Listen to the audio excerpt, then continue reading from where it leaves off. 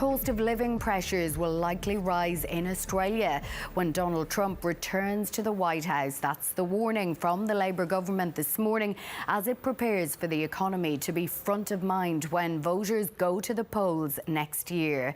Treasury expects the incoming president's policies, including big tariffs on Chinese imports to the US, will result in lower economic growth and higher prices in Australia. Treasurer Jim Chalmers will reveal details of the Treasury analysis in a speech tonight as he attempts to reassure domestic markets that Australia is well placed and well prepared for Trump 2.0.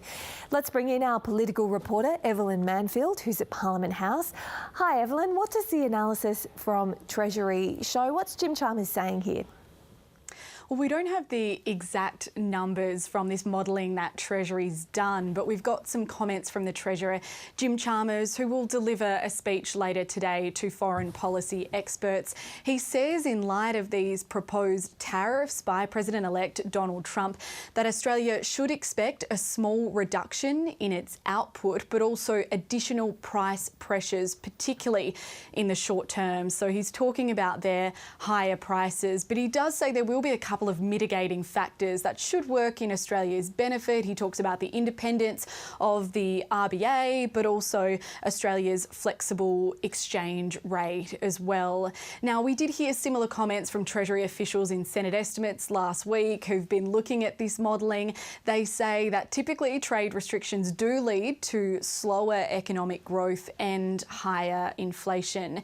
Now, we can also expect Jim Chalmers to make some broader comments on the global implications, and you'd have to think he's talking about China there, saying that these proposed tariffs could have a substantial impact and that Australia won't be immune from escalating trade tensions there as well. Now, we do also expect Jim Chalmers to highlight his foreign policy credentials and sort of the relationship that has with economic policy. He's going to talk about a meeting that he had with Kevin Rudd, the ambassador in the US, but also Scott Bessent a few weeks ago. Now, he is expected or possibly will be the Treasury Secretary under the Trump administration. That is just speculation at this stage, but he is one of the key names being floated. So Jim Chalmers had a conversation about trade restrictions, inflation, tariffs, all those sorts of things with him when they met in the US a few weeks ago.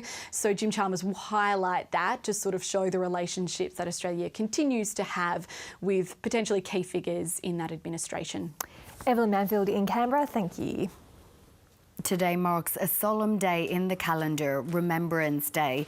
It's an opportunity for Australians to reflect on the service of current and former members of the Defence Forces. Our reporter Ruby Cornish joins us now from Sydney. Good morning, Ruby.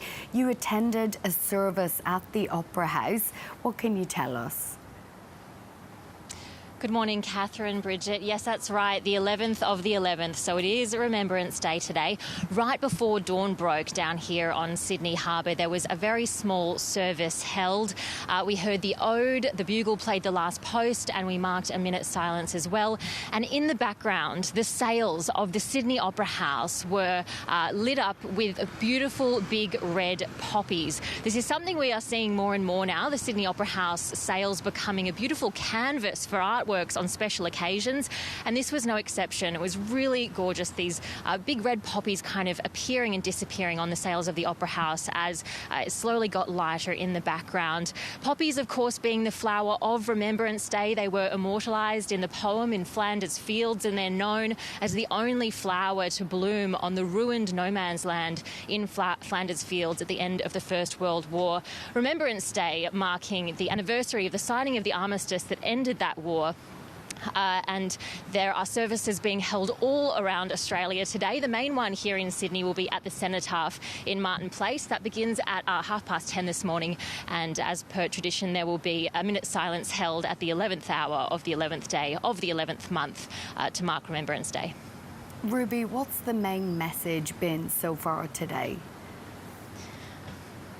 One of the really important things we're being asked to remember, Catherine, this Remembrance Day, is that it's not just about World War I. This is also about honouring those who have served and continue to serve in wars and conflicts and peacekeeping operations right around the world, and also honouring the families of those people and the sacrifices they've made as well.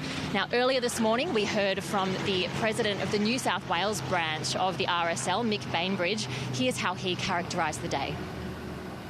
Generations of veterans have served and risked life and limb, so I think today is about all of them. So I ask the community to, not everyone can get away from work today, but remember to remember. Take that moment of silent reflection and give thanks to those who have served.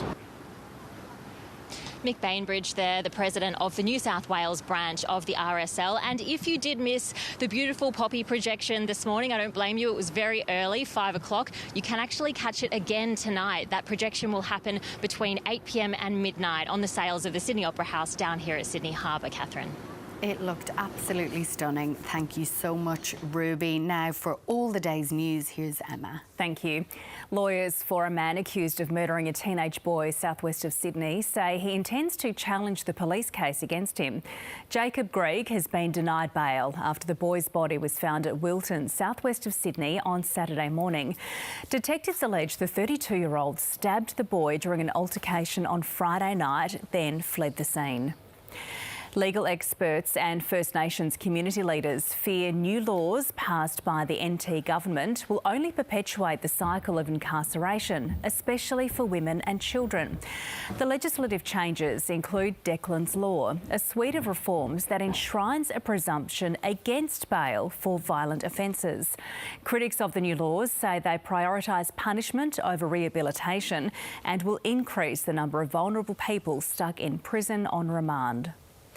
3 executives from the Australian gold mining company Resolute have been detained in Mali. Authorities are reportedly questioning them in the capital, Bamako. A new law in the West African country is forcing companies to hand over a larger share in mining projects to the state and local investors. The Department of Foreign Affairs and Trade is in contact with Australian companies working in the region. Fighting has intensified in the Russia-Ukraine war, with the countries launching a record number of drones at each other on the weekend. It signals the most intense period of drone attacks since the war began in 2022. Russia's Defence Ministry says it shot down 84 drones, including some over Moscow's outskirts, while Ukraine's Air Force says Russia launched 145 drones into its airspace, with its air defences downing 62. It comes after Russia reportedly launched more than 2,000 drones in a month. The Greens are calling on the Albanese government to bring forward its plan to wipe $15 billion of student debt. Labor has promised to introduce the measure if it wins the next election. But the Greens, which is launching a plan to completely eliminate outstanding loans worth about $55 billion, says the government could act immediately. New research shows that limiting the number of international students coming to Australia will reduce weekly average rents in metropolitan areas by just $5. The report from Mandala Research for the Student Accommodation Council suggests there's little to gain in the housing sector by capping international student visas, and that the federal government's plan will reduce their share of rental markets by only 0.6%. The changes are unlikely to be felt at all in outer suburban areas. We think that there are better ways of increasing housing than just reducing demand by having less international students living in our cities.